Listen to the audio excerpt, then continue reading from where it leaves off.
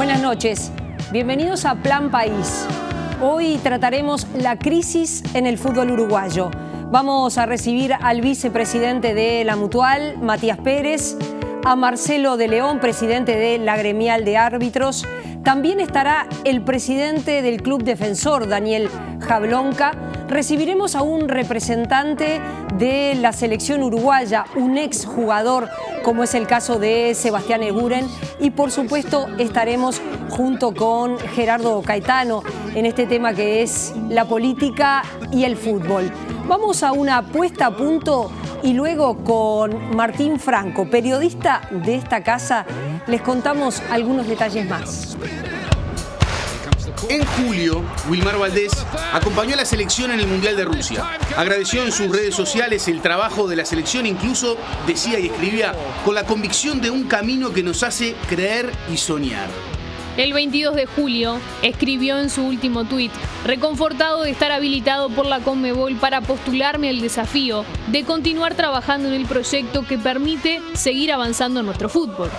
4 días después, el jueves 26 de julio, Wilmar Valdés se entera de la existencia de unos audios. Se los hacen llegar y decide bajarse de la candidatura a la presidencia. El sábado 28 de julio, quien caminaba con mayoría de votos a la reelección, anunció a sus compañeros y a algunas instituciones que se bajaba de la candidatura. El domingo 29 lo anuncia públicamente, reconoce la existencia de los audios, aunque no lo pone como motivo central.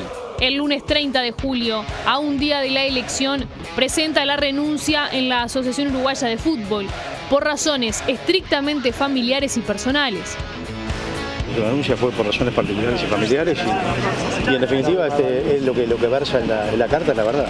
El 30 de julio, a horas de la elección, la Conmebol, la Confederación Sudamericana de Fútbol, le anuncia a la AUF que los candidatos no tienen aprobado aún el examen de idoneidad. Yo creo que lo que no puede hacer la Conmebol es estar por arriba del estatuto de la AUF. El 31 de julio, el día de la elección, Eduardo Abulafia tenía la mayoría de los votos. Incluso aseguraba que podía conseguir el voto que le faltaba para la segunda vuelta. Yo aspiro a generar una gran estructura profesional con el crecimiento de clubes profesionales fundamentalmente hacia el interior del país. El 31 de julio, el día de la elección, las gremiales de futbolistas y de árbitros consideran como parte del fútbol que no están dadas las condiciones para desarrollar una elección en la AUF. Ojalá los dirigentes tengamos la sapiencia para salir lo más rápidamente posible de la situación. Ese mismo día, la Asamblea decide votar un cuarto intermedio y aplazar las elecciones para el 21 de este mes, con dos motivos centrales. Primero, uno de los candidatos, Arturo del Campo, fue citado a declarar a la justicia. Y el segundo motivo fue que ninguno de los candidatos tenía aprobado ante Conmebol el examen de idoneidad. Se vuelve a un cuarto intermedio hasta el 21 de agosto. ¿Esto por qué? Porque entendieron que hay circunstancias que no son las que dan las garantías para una votación. Hubiera sido estar muy de rodillas ante la empresa Tenfield, la elección de Abulafia como presidente. El tema Wilmar Valdés queda flotando en la nada. Incluso hay 8 clubes que pretenden votar, seguir adelante con la elección para cerrar el tema rápido y pasar a otro capítulo. Creo que sería muy peligroso y no sería una buena imagen del país, incluso a nivel de lo que es un país democrático, que se suspendan unas elecciones. Al otro día de la casi elección se abren las puertas de la justicia. El candidato a presidente Arturo del Campo, el expresidente Wilmar Valdés declararon sobre el caso de los audios. Por suerte la justicia ha tomado cartas en el asunto, eso es bueno, es sano para todos, que se aclare todo cuanto antes y creo que es lo más importante en este momento. Llamé a la gente del Ejecutivo, hablé con Alonso para decirle que era mi intención hacer la denuncia conjunta para que esto se aclare y que termine todo esto como tiene que terminar. A mí me resulta evidentemente raro que se baje por un tema familiar, que fue lo que me dijo a mí. El empresario Walter Alcántara acusó a Wilmar Valdés de pedir comisión para la adjudicación de la empresa que trabajó en la iluminación del Francini. Yo esto lo hice por el bien del fútbol y ojalá todo el mundo quiera el fútbol uruguayo como yo lo quiero. Y esta semana, el expresidente de la AUF, Wilmar Valdés, presentó denuncia penal contra el empresario Walter Alcántara. Nosotros hoy presentamos esta denuncia y bueno, es decir, la Fiscalía será la que tome y siga el curso de la investigación. Pueden robarte el corazón, cagarte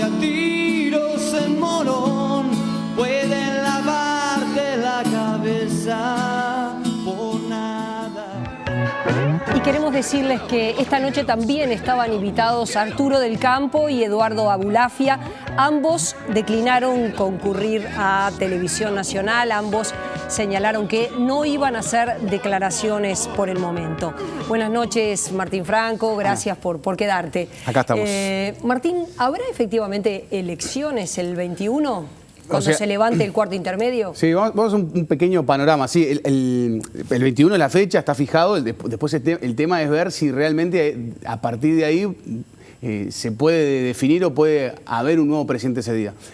Seguramente eso no va a pasar, por lo menos los dos candidatos que hay no tienen los votos en este momento como para poder llegar a ser presidente de la AUF, además de que está todo el tema de por qué se aplazó, por el tema de la justicia, que seguramente no resuelva el 21, y el tema de la Conmebol, de si están realmente los exámenes de idoneidad para esa fecha, que hay que ver si están o no. Después puede surgir algún otro candidato.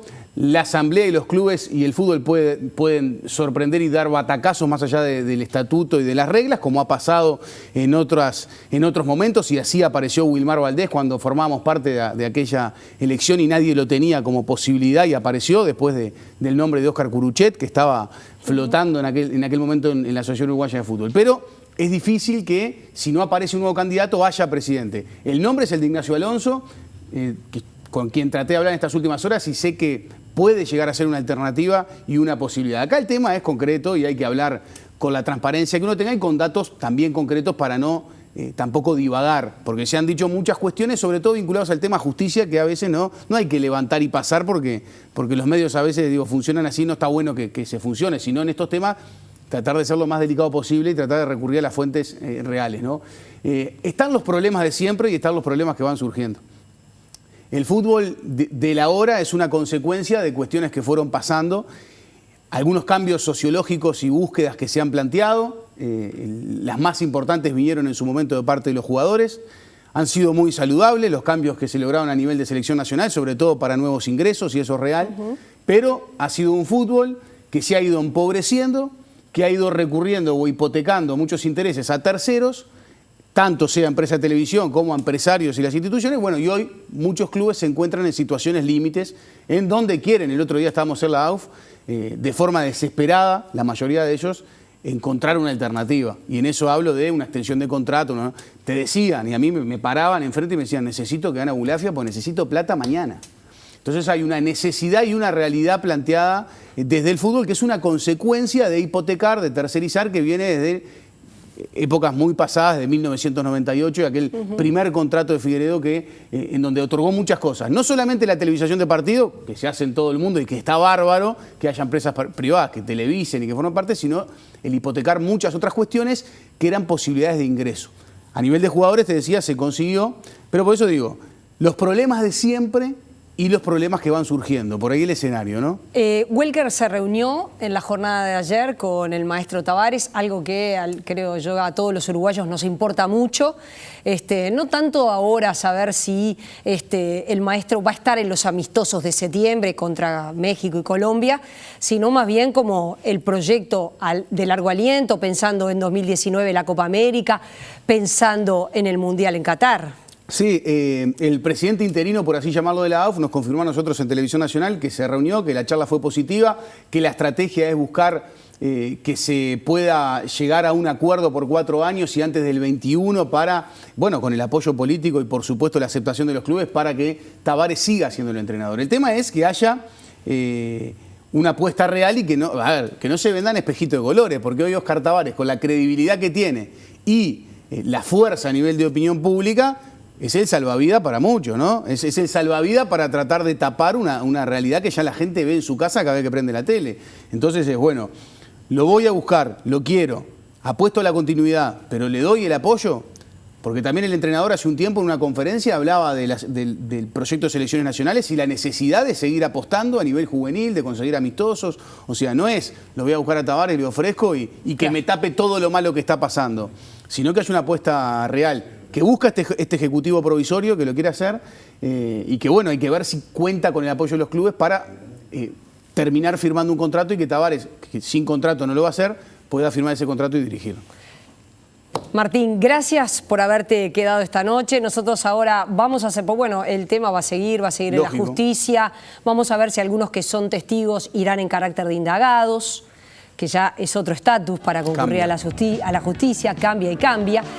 Ahora ya venimos, les decíamos, vamos a recibir a Matías Pérez, es vicepresidente de la Mutual, vamos a recibir a Marcelo de León, de la Gremial de Árbitros. Con ellos vamos a estar hablando de toda esta situación. Una pausa, volvemos enseguida.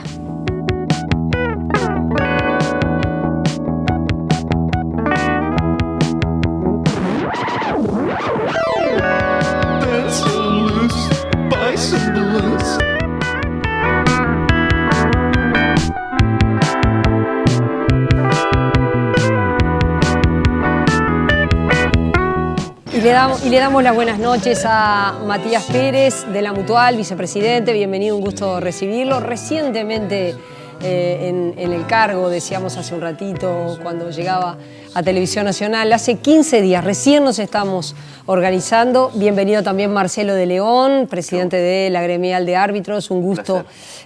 Marcelo, en el caso de ustedes, la última resolución es que se declararon en lo que se llama en sesión permanente, ¿es así? ¿Qué quiere decir esto?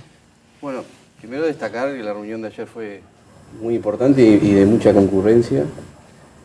Algo a resaltar es el 100% del apoyo de todos los compañeros a la actuación en estos casos y mandatándonos a nosotros a tomar las decisiones que entendamos pertinentes de acuerdo a la gravedad de los asuntos, ¿verdad? Tal así de que se quedó en sesión permanente, puesto que la inestabilidad continúa, más allá de que tuvimos la buena noticia de la preocupación del Ejecutivo, nos visitó, nos expresó su legitimidad actual, en lo cual iban a seguir procediendo de acuerdo a los poderes que le indica el estatuto, pero bueno, estamos en una situación bastante complicada, que no sabemos de acá al 21 si va a seguir la misma gente, si va a cambiar, con qué posición va a venir el nuevo Ejecutivo, entonces estamos muy expectantes. Vamos a un resumen breve de lo que planteó la Mutual.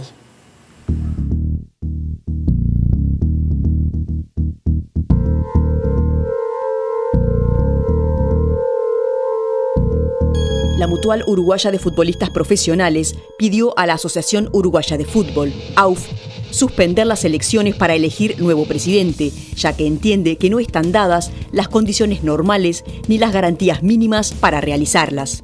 La Mutual emitió un comunicado luego de que el expresidente de la AUF, Wilmar Valdés, renunciara a su cargo y también a su candidatura para repetir el mandato. Los hechos conocidos por todos atentan enormemente contra la transparencia del proceso eleccionario, el cual se tornó colmado de irregularidades y sucesos que lamentamos, agrega el documento de la Mutual, gestionado por los jugadores agrupados bajo el lema Más unidos que nunca. Asimismo, el texto señala que el fútbol uruguayo lucha actualmente por un sistema justo, transparente y democrático, por lo que considera que no se puede hacer silencio ante estos hechos.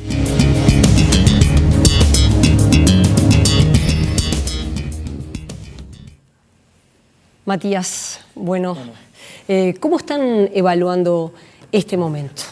Este momento a nivel político de la AUF. Y bueno, es un poco lo que decía el comunicado frente a esas inminentes elecciones que venían.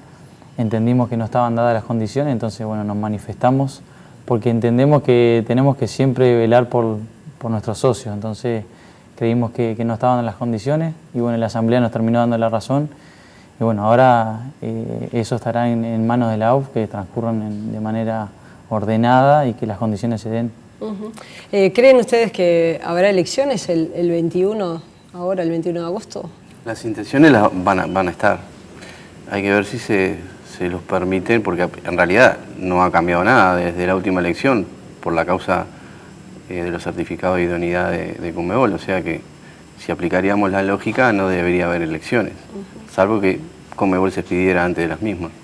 Uno de los mayores problemas es el atraso que tienen los clubes con el salario de los futbolistas, Matías. Sí, sin duda, es una situación que el futbolista viene viviendo hace años, es algo que yo creo que ya tocamos fondo, que ya no se puede tolerar más, porque es difícil enfrentar un trabajo cuando te demoran 2 o 3 meses en pagar.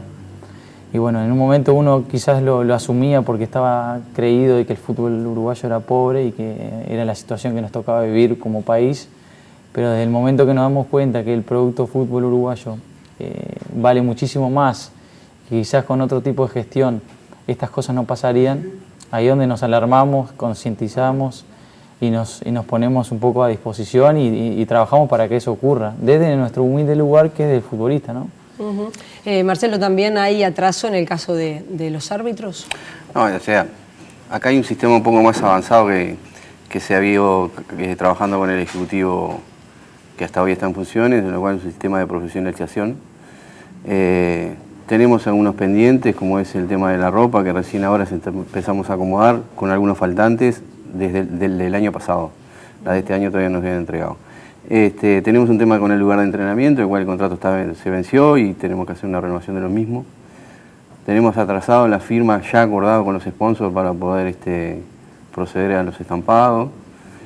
Y tenemos el comienzo de lo que es la jornada del Ministerio de Trabajo. Nosotros desde 2005, junto a los veedores, recaudación y la gente de CAFO, formamos un grupo de deporte en lo cual nos acogimos a las leyes y marcar las pautas que el gobierno marcaba con las reivindicaciones de los gremios como corresponde, ¿verdad? Tengamos en cuenta que Ejecutivo de Figueredo hubo una época, como no estábamos bajo ninguna norma de esta, nos bajaron un 20% de una. Ahora comenzamos la ronda de Consejo de Salario y realmente tenemos una perspectiva muy negativa a quienes pensaban asumir en el Ejecutivo próximo. Cosa que tenemos muy claro, lo estuvimos hablando en la Asamblea, no vamos a retroceder ni un milímetro a lo que hemos logrado hasta ahora. Matías, tú decías, creíamos que el fútbol uruguayo era pobre. ¿Y quién tiene la plata a criterio de ustedes? Porque pobre no es. No es que quien tenga la plata, el producto fútbol uruguayo está vendido a una empresa que trabaja en la parte de televisión. Nosotros entendemos que ese producto se puede vender muchísimo más de lo que está vendido ahora, porque lo vale, porque se han hecho estudios, y que esa plata realmente se tendría que llegar a la AUF, que tendría que manejarse desde otro lugar. Entonces, a raíz de eso, se podía trabajar en los clubes de otra manera. También es importante recalcar que también, más allá de que entre dinero, el tema es cómo se maneja, que eso es un tema también que viene con la reestructura, viene con un orden, viene con transparencia de gestión, porque si uno tiene más plata también gasta más. Entonces estaríamos enfrentando a los mismos problemas, pero con otros montos. En realidad, esto ya, si bien es importante el tema del dinero y los montos, ya también pasa por una reestructura y manejo de los mismos, ¿no? ¿Qué pasa en este momento con los derechos de imagen? Bueno, estamos en sintonía diferente. Nosotros tenemos un contrato que venció, que no tenemos contrato de imagen hace 1 año y medio. Estamos trabajando para asesorar a los futbolistas que se enteren bien en qué situación estamos, para ver cuáles son las medidas que vamos a llevar a cabo. Nosotros somos un montón, somos 1000 jugadores activos casi, entonces los formatos de llevar la información a los planteles, a los jugadores, es un poco más lento. Recién llevamos 15 días en la directiva, entonces estamos en ese proceso que es importante a la hora de llevar la información a cada jugador. ¿Y en el caso de los árbitros? Bueno, nosotros, como hablamos hoy del Ministerio, hablamos de lo que es la justicia y por eso acudimos a ella después de tantos años de reclamos, ¿verdad? De hecho, hubo una audiencia el día de hoy en la cual fueron citadas las empresas Tenfield y AUF, lo cual, como era de esperar, como se dice vulgarmente, no acusaban recibo, no reconocieron absolutamente nada y por ende va una demanda civil como corresponde y, como siempre, esperando lo mejor de lo que es nuestra ley. Sabemos que nos asiste el derecho. Hay una ley que, si bien es muy vieja, ya ahí reconoce claramente que el derecho a imagen es individual e intransferible. Y bueno, creo que ahí va a ser objetivamente el resultado y vamos a terminar con las especulaciones que hasta ahora políticamente se estaban manejando, ¿no? ¿Quiere decir que hoy en el Ministerio de Trabajo fueron citados? El Ministerio de Trabajo fue ayer, lo cual la AUF pidió una postergación, por las razones obvias. Hoy fue en la justicia, en el juzgado 17, en lo civil, en lo cual estaba en la primera instancia de conciliación. Se asistió a las dos empresas AUF y contestaron que no reconocían ningún derecho. ¿No reconocen los derechos de imagen de ustedes? No. Y en el caso de ustedes, ¿cómo ven el movimiento Más Unidos que Nunca ha señalado que está en contra? Presumo que ustedes también, que ya en otra oportunidad lo han dicho. ¿Cómo ven ustedes la extensión del contrato de televisión, ya no para hasta 2025, sino hasta 2032, de los derechos de televisión a la empresa Tenfield? Eso es algo que no lo vamos a decidir nosotros los futbolistas, pero obviamente que formamos parte de eso, estamos involucrados a eso, porque según lo que pase con eso va a repercutir en nosotros. Lo que te decía antes, que si bien es importante que se manejen las cifras que corresponden, también va a pasar por el manejo de esas cifras, ¿no? Pero sin duda que este mundo y la tecnología va cambiando año a año, entonces sería muy lógico alargar contratos con cifras que no sabemos ni cuánto van a valer dentro de 2 años.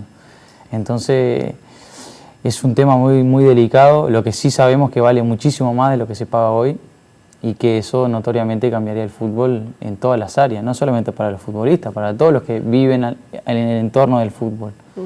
La mayor preocupación cuando sonaron los candidatos, en el caso de Arturo del Campo y en el caso de Abulafia, ustedes dijeron, Abulafia no. ¿Abulafia representa a la empresa Tenfield, según ustedes? Nosotros no dijimos en ningún momento Abulafia no. Lo que nosotros dijimos es que no estaban dadas las condiciones para que se llevaran a cabo las elecciones. Nosotros con los jugadores no podemos tomar postura o parte de un candidato. Eso es un tema de los directivos. Lo que sí queremos generar conciencia, y no solamente en los directivos, sino en los socios de los clubes, que tomen una decisión acertada y en pos del fútbol. Ese es el punto de los futbolistas. ¿Les sorprendió que Valdés se hubiera visto involucrado en toda esta situación en la que estamos hoy día? Sí, ese tema está en la justicia, es un tema muy delicado. Yo creo que en este tema la gente se está apresurando para juzgar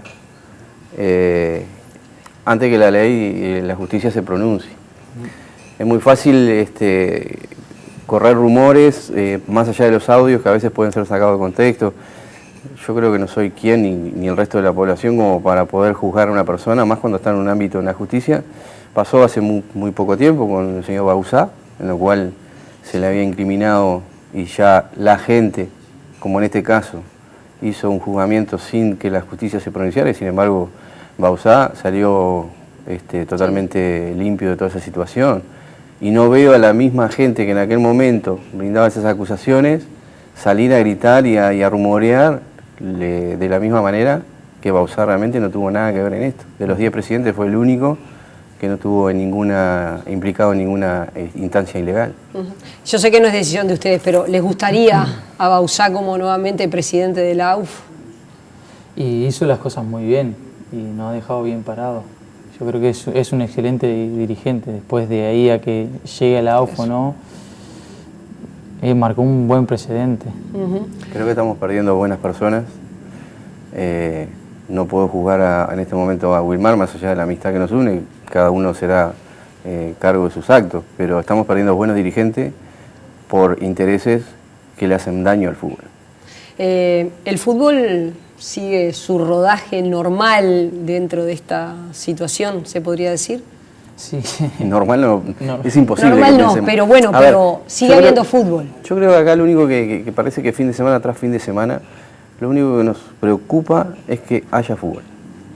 Aunque nos vivamos quejando de que las infraestructuras están desastrosas, que los campos de juego están desastrosos, que no hay vestuarios dignos, que no hay baños dignos, pero la gente quiere que haya fútbol.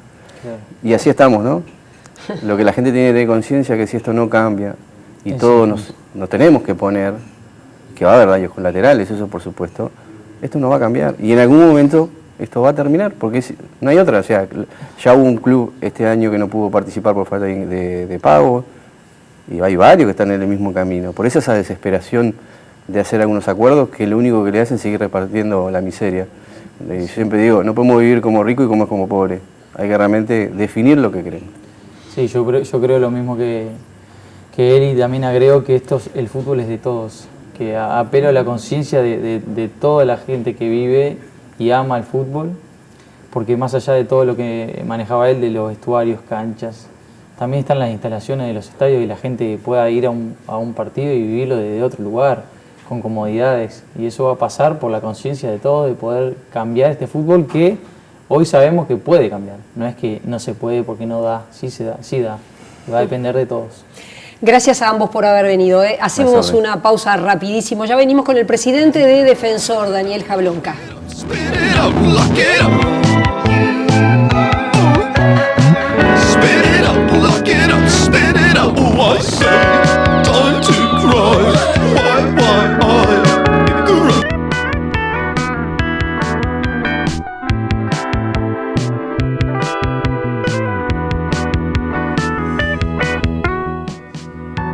Y le damos las buenas noches, como le decíamos, al presidente del Club Defensor, Daniel Jablonka. Gracias por estar esta noche aquí. Hola, buenas noches, un gusto. ¿Habrá elección el próximo 21?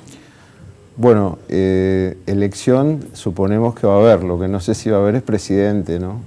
Está bastante complicado el tema. Aparte, digo, si los motivos por los cuales no se eligió presidente el 31 de julio no han quedado solucionados ninguno de los dos para el día 21, así que no debería haber presidente, ¿no? ¿Defensor sigue convencido que Abulafia podría haber sido un buen presidente? Bueno, era la decisión que había tomado la Comisión Directiva de Defensor, pero ahora hay que esperar porque, digo, los dos candidatos que quedan, digamos, tienen que primero obtener el examen de idoneidad de la Conmebol, así que bueno, por ahora, hasta que no esté ese punto superado, digamos, está todo como en un impasse, ¿verdad? ¿Y cómo es eso? ¿Cómo desde los clubes de Uruguay, cómo se ve este pedido de la Conmebol de que quien acceda a ese cargo tenga que tener ese examen de idoneidad? Y es discutible. Sé que se va a modificar cuando se apruebe el nuevo estatuto, porque hoy por hoy sería como que el presidente de Uruguay tuviera que tener una venia o un examen que lo tuviera que dar en la OEA o en la ONU, algo así, y que, digo, que no estuviera establecido en la Constitución de la República y hubiera que dar un examen. Se aspira, creo, en el nuevo estatuto que eso se modifique y que por lo menos el examen no haya que darlo ante Conmebol, sino que sería lo lógico que se pudiera dar localmente, porque aparte no lo puede dar cualquier persona. Digo, el examen de idoneidad solamente lo pueden dar aquellos que se han postulado a presidente o algún cargo en Conmebol, lo cual, digo, complica todo lo que era las últimas elecciones. Habitualmente habían de repente algunos candidatos, no se llegaba a un consenso y aparecía otro candidato que de repente no había aparecido al principio, y hoy eso es imposible, porque si ese examen demora unos 40 días, digo, si no hay elecciones y tiene que aparecer un nuevo candidato, tiene que tener por lo menos 40 días para aprobar el examen. En el caso de, porque bueno, ha estado sobre la mesa la red lumínica del estadio Luis Francini, ¿cómo fue el procedimiento que ahora está en la justicia, esta investigación que indica que podría haber habido comisión para el expresidente de la asociación? Sí, nosotros desde el punto de vista del club tenemos todo muy claro. Nosotros en determinado momento, en el año 2016, debido a alguna falencia que tenía la iluminación, claramente, o sea, había sectores que nosotros veíamos que la red lumínica no daba bien, decidimos encarar la renovación de las luces del Francini, que aparte databan del 76, digamos. Seguramente Gerardo se acordará bien cuando jugaban de eso. Después de eso, nosotros ya habíamos pedido un par de cotizaciones, cuando desde la AUF se nos comenta que hay una posibilidad de que a través de unos fondos que Conmebol le otorga a la AUF, para que a su vez los derive a algún club para infraestructura, entre los cuales se consideraba que la iluminación era un rubro muy importante, y en la AUF se consideró que el Francini, por ser céntrico, por un montón de ventajas que tiene, podía ser una buena opción. Allí, por lo tanto, llegamos a un acuerdo con la AUF, la cual nos hizo un préstamo, digamos, de $200.000, porque eso también vale la pena aclararlo. Nosotros lo devolvemos con 20 partidos, con 20 alquileres, digamos, del Francini, que nosotros no cobramos y que diferentes cuadros uruguayos que juegan las copas internacionales utilizan el Francini. El resto de la inversión la pone Defensor. El presupuesto original era aproximadamente unos $545.000, a los cuales se podían agregar algunos adicionales, como el grupo electrógeno, que finalmente, como no nos daba el dinero, no pudimos hacerlo. Alquilamos ahora cada vez que precisamos. Y a su vez, esos $545.000, hay una posibilidad, por ser una institución deportiva sin fines de lucro, de solicitar devolución de impuestos y unos impuestos aduaneros y de IVA, lo cual hace que finalmente la inversión va a andar aproximadamente en $470.000, $480.000, muy lejos de ese $1.200.000 que se menciona en algún lado. Y la verdad, parecería ser una inversión bastante menor, por ejemplo, al lado de otras inversiones que se hablaron en ese momento de $200 millones, por ejemplo, la remodelación del Estadio Centenario. Yo digo, no, indudablemente puedo hablar por lo que claro. Defensor rindió cuentas por toda la inversión a la Asociación Uruguaya de Fútbol, porque obviamente no podemos separar los $200.000 que nos dieron para decir con esto compramos las lamparitas. O sea, invertimos todo, la AUF nos auditó totalmente y a su vez la Conmebol auditó a la AUF, o sea que desde ese punto de vista está todo cubierto. La empresa que finalmente hizo el trabajo, ¿fue recomendada por Wilmar Valdés? No, yo quiero ser bien justo en el sentido para decir exactamente cómo fueron las cosas. Nosotros cuando fuimos a la AUF ya teníamos un par de presupuestos y nosotros preguntamos, digo porque sabíamos que la AUF había hecho ya algún trabajo de iluminación de alguna cancha, y yo mismo le pregunté a Wilmar, digo, ¿conocés alguna empresa de repente también para que cotice también junto con la que nosotros tenemos? Y sí, nos recomendaron a esta empresa, que después la directiva de Defensor, en función del currículum, de las obras que venían realizando, de trabajos anteriores, nos decidimos por esa empresa, pero podíamos habernos decidido por cualquier otra. Quiere decir que hubo efectivamente un llamado a precios y varias empresas se presentaron. Sí, totalmente, y no hubo ningún tipo de presión de parte de la AUF ni de Wilmar Valdés para que nosotros eligiéramos esta empresa. Esta empresa, sí, es cierto, fue recomendada por la AUF, un poco a pedido nuestro, que dijimos, bueno, ustedes ya iluminaron alguna cancha, tienen a alguien, así comparamos con los presupuestos que nosotros ya tenemos, ¿no?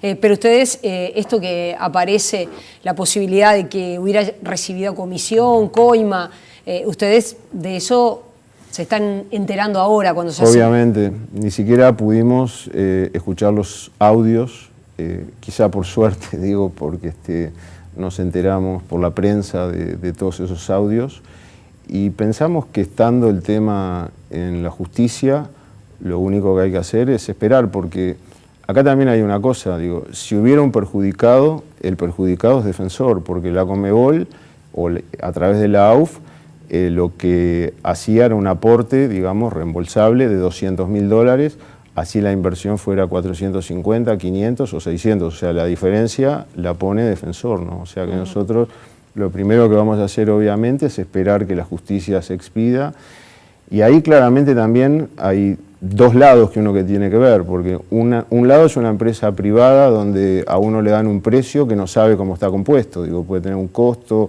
una utilidad, una comisión de un vendedor, ahí es muy difícil.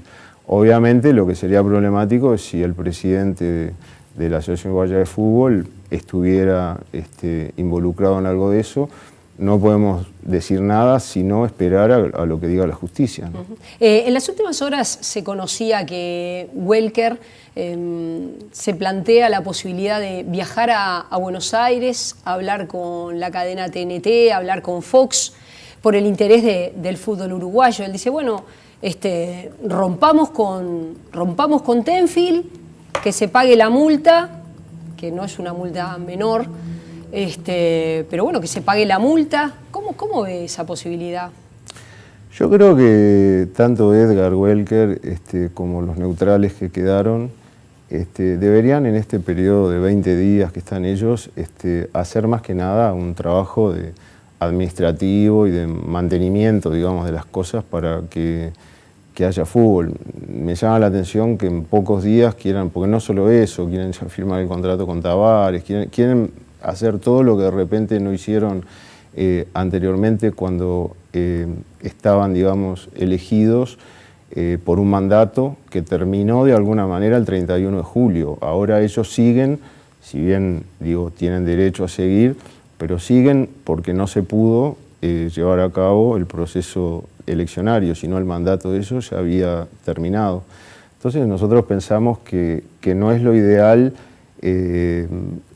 no porque no estemos de acuerdo o estemos de acuerdo, no entramos en el tema de fondo. Lo que nos parece es que lo que deberían hacer es hacer un trabajo de administración simplemente para que el fútbol siga funcionando hasta que haya un nuevo ejecutivo definitivo, y ese sí que sea el que ataque los problemas que haya que atacar. Y en el caso del maestro Tavares, ¿también considera usted que no habría que extenderle el contrato hasta Qatar, hasta los próximos 4 años? No, personalmente pienso que sí, que sería conveniente pero renovarle. No que lo hiciera esta directiva. Claro, son dos temas diferentes. Uno es si hay que renovarle el contrato o no al maestro Tavares. Yo ahí estoy de acuerdo que sí, digo, porque ha sido un proceso muy exitoso. Lo que creo que tiene que hacerlo es el ejecutivo definitivo, y no un ejecutivo que en principio, digo, se prolongó por 21 días su mandato. Y estos neutrales, en definitiva, los clubes lo que eligen es el presidente. El presidente después elige 4 personas que lo van a acompañar y los clubes dicen sí o no, digamos, pero no son elegidos por los clubes, sino que son validados por los clubes. La elección es del presidente. Y en el caso de la empresa Tenfield, ¿cuál es la visión de Defensor al respecto? Que hay que conversar, que hay que sentarse a conversar. Hay un contrato hasta el año 2025. No nos parece muy posible en este momento estar hablando de una renovación. Nos parece que una renovación hasta el año 2032 es por lo menos complicada, pero yo creo que hay que hablar. Ahora, no creo tampoco que el único problema que haya sea Tenfield. Digo, hoy los clubes nos enfrentamos también a otros problemas muy serios. Por ejemplo, no es casualidad que los últimos 4 campeonatos mundiales hayan sido ganados por equipos europeos, que haya un desnivel muy grande, porque aparte toda la legislación de FIFA está absolutamente para proteger a los cuadros poderosos europeos, y los cuadros formadores de jugadores, como somos los cuadros de Sudamérica, estamos absolutamente desprotegidos desde el punto de vista que se nos llevan los jugadores. Es muy difícil, obviamente, competir económicamente, pero también es muy difícil para los cuadros que formamos jugadores desde los 11 años, ver a cuál se le hace contrato, contratos por 3 años, cuando son menores de 18 años no se puede hacer contrato más que por 3 años. Pasan casos como nos ha pasado lamentablemente ahora, por ejemplo, que el San Pablo, el cuadro donde creo que Diego Lugano es gerente o algo así, bueno, prácticamente se llevó un jugador de Defensor en condiciones bastante desfavorables para nuestra institución, debido a que se le terminaba el contrato que no quiso firmar o no quiso renovar. Entonces, hay toda una temática que los cuadros estamos muy desprotegidos desde ese punto de vista. Yo creo que son varios problemas que hay que atacar, y estaría muy bien que se ataquen todos, ¿no? Y con Tenfield yo creo que hay que sentarse y conversar y ver realmente si hay posibilidades. Creo que hay, por lo que dijeron, hay un esquema que se está tratando para el futuro diferente en cuanto a que sería una coparticipación donde la AUF tendría un porcentaje mayoritario en cuanto a lo que son las acciones. O sea que yo creo que hay un camino para renovar. Me parece difícil de todas maneras una renovación, digo, cuando la tecnología cambia tan rápido que uno no le da el tiempo a veces de ver bien los cambios que hay. Hablar ya al 2025 parece... Ya es bastante. ¿Y qué sabemos lo que va a pasar de acá al 2025? ¿no? Gracias por haber venido. Ha sido un gusto recibirlos. Hacemos una pausa, volvemos enseguida. Ya se vienen, ya están en nuestros estudios Sebastián Eguren, Gerardo Caetano. Ya conversamos con ellos.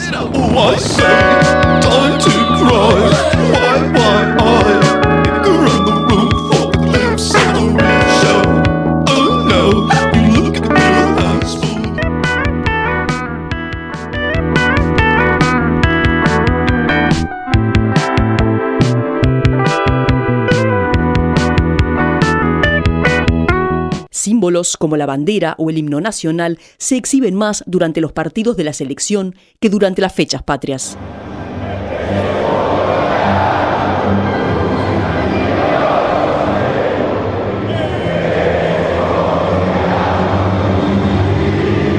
El fútbol es además una de las vidrieras más importantes del país hacia el mundo.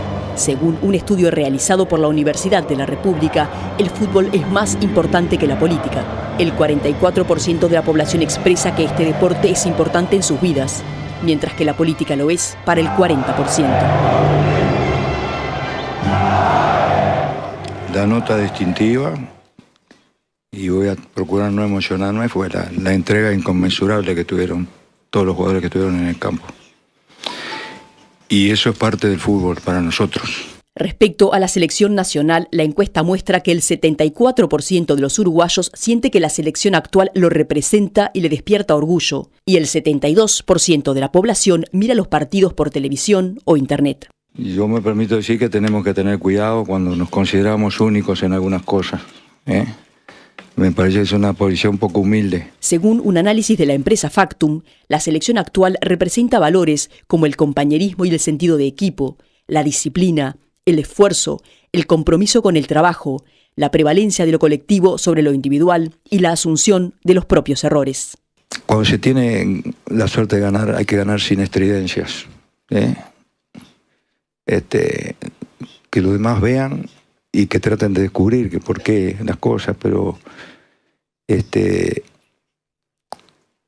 y bueno, y cuando nos toque perder con dignidad, con humildad.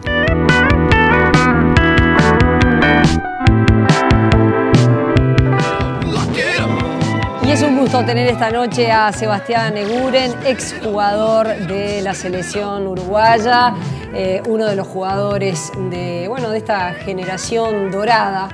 Bienvenido, un gusto recibirte. Y Gerardo Caetano, buenas noches, bienvenido. Buenas noches, ¿qué tal? Sebastián, recién nos quedábamos conversando un poco en la tanda con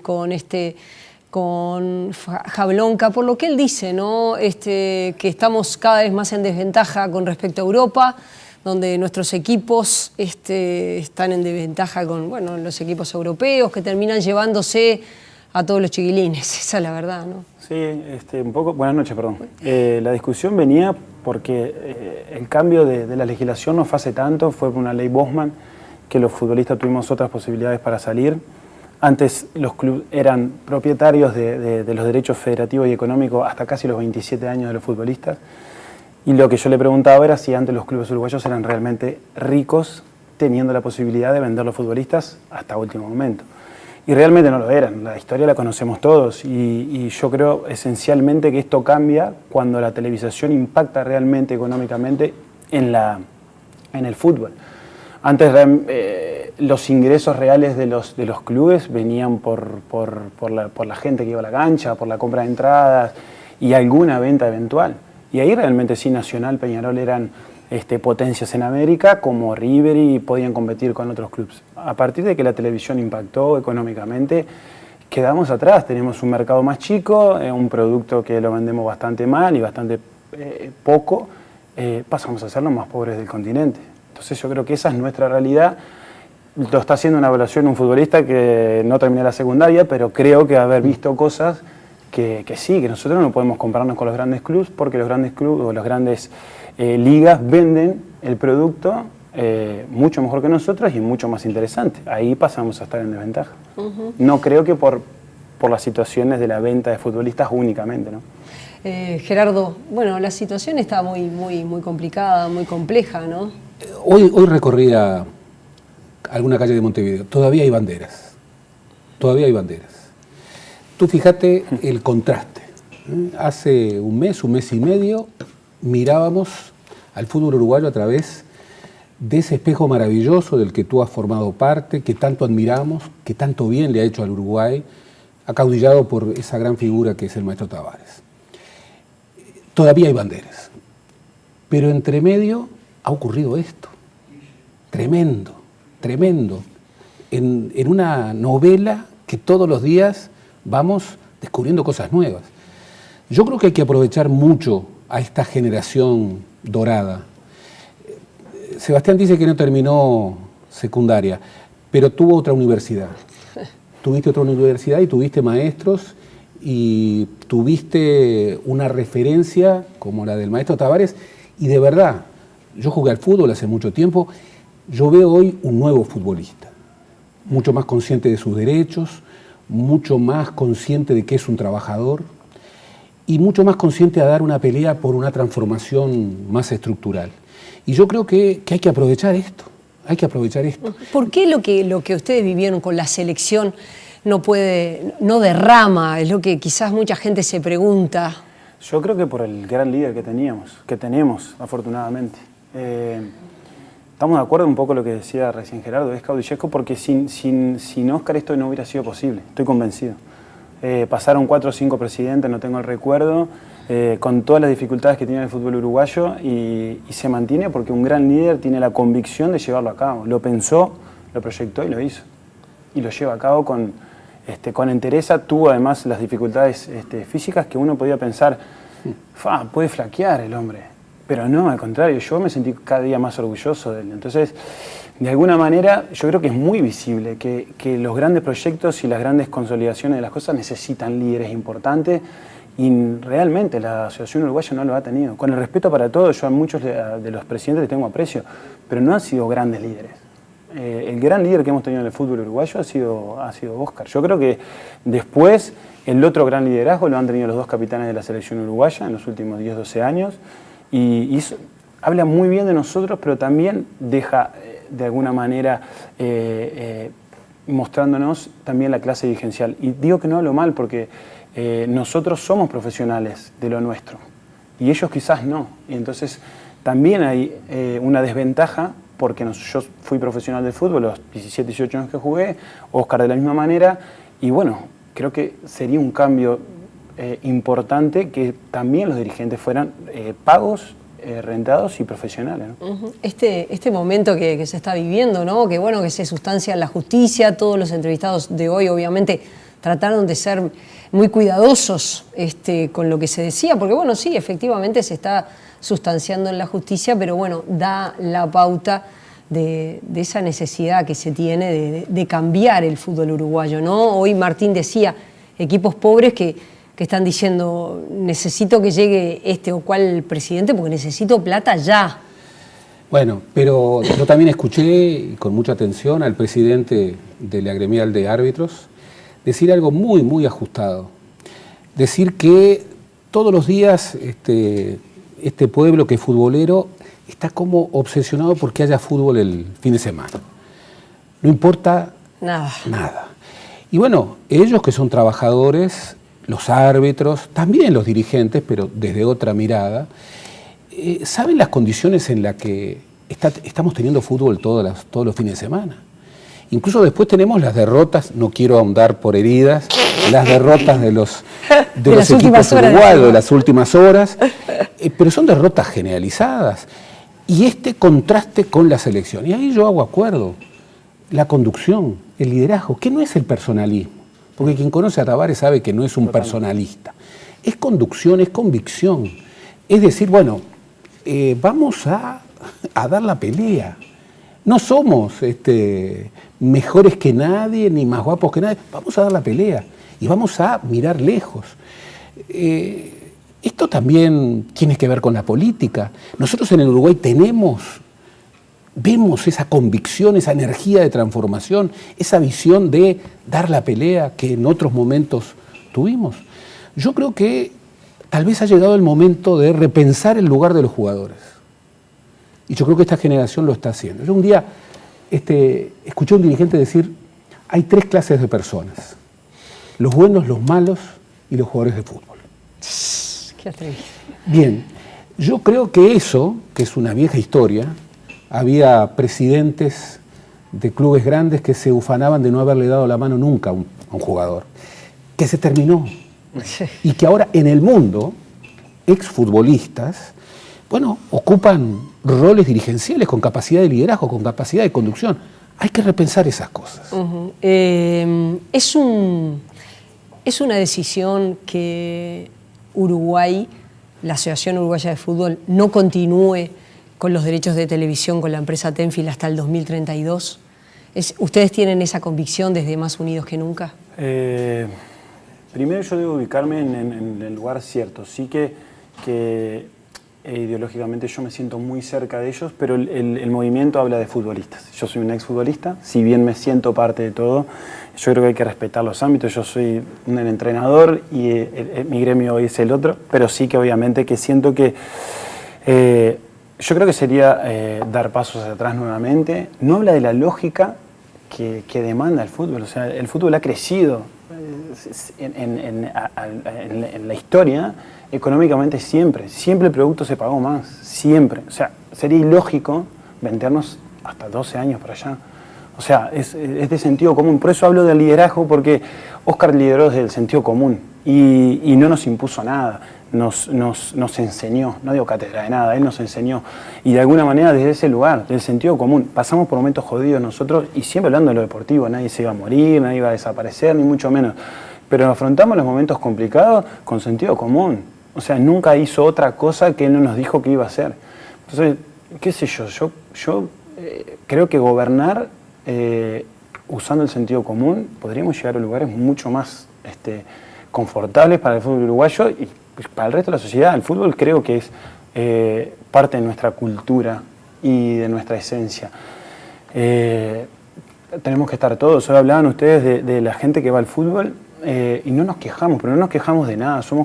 Creo que no sé si es, en esto no quiero ser atrevido, pero yo no sé si en nuestra idiosincrasia, pero nos quejamos poco y recibimos a veces muy pocas cosas. Vamos al fútbol y quizás el asiento no esté adecuado, los baños. Que esté mal la cancha es una queja de el fútbol no es bueno, pero no hacemos nada para que esto cambie. Y desde la inmovilidad y desde todo esto yo creo que nos vamos a mejorar. No únicamente los futbolistas, los jueces, los dirigentes, sino que al final el público, que es mayoritario, debería estar por dentro también. Gerardo, ¿vieron ustedes lo que decía Jablonka al final cuando hablaba de que Europa nos está sacando realmente mucha ventaja, mucha diferencia entre cómo están preparados ellos y cómo nos estamos preparando nosotros? Sí, pero yo vi a la selección jugar un mundial muy competitivo y vi, como me he acostumbrado a ver que no ocurría, a Uruguay conformando un equipo que compite. Tú me dirás, sí, pero todos juegan afuera. Sí, pero hay muchos jugadores que vuelven, hay muchas selecciones que tienen las mismas situaciones y sin embargo no está. Por eso, el sentido común. Uno diría, ¿qué cosa más fácil? No, que bien escaso. La capacidad de conducción respecto al sentido común. Parece que está en el sentido común, que hoy no podemos pensar en el 2032. Parece que está en el sentido común. Cuando estamos viviendo una verdadera revolución científico-técnica, particularmente vinculada con las tecnologías de información y comunicación, arriesgarse a anticipar un contrato al 2032, cuando en verdad el contrato que tenemos hasta el 2025 es harto discutible. Bueno, recuperemos el sentido común. Y recuperar el sentido común, Sebastián lo dice, y yo creo que expresa a su generación y a este grupo, es pensar en todos los derechos que se han ganado. Los futbolistas antes no tenían esos derechos.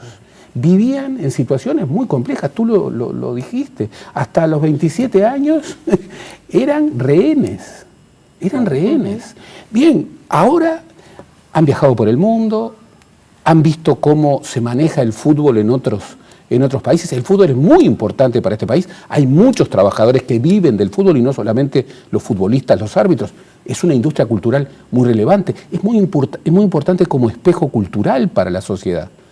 Bueno, tenemos que recuperar el sentido común y empezar a exigir. Ya la vieja idea de los futbolistas que aceptaban cualquier cosa, se terminó. De aquellos que firmaban contratos en blanco vivando a una camiseta y que después murieron pobres, esa es una idea, esa es una historia que por suerte para el fútbol uruguayo no va a volver jamás.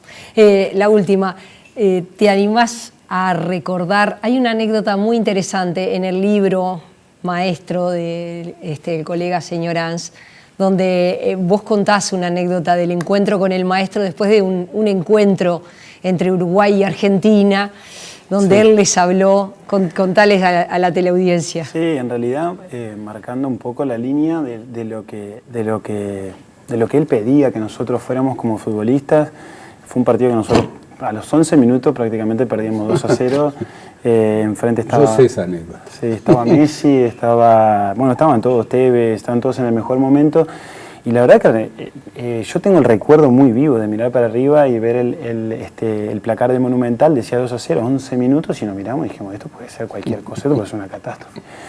Y lo primero fue sacar, hablando mal y pronto, lo peor nuestro, o sea, era lo peor era intentar ganar de cualquier manera. Y lo bien claro que nos dejó, después de pegar muchísimas patadas y jugar más que al límite, al otro día Óscar, era que esa no iba a aceptar.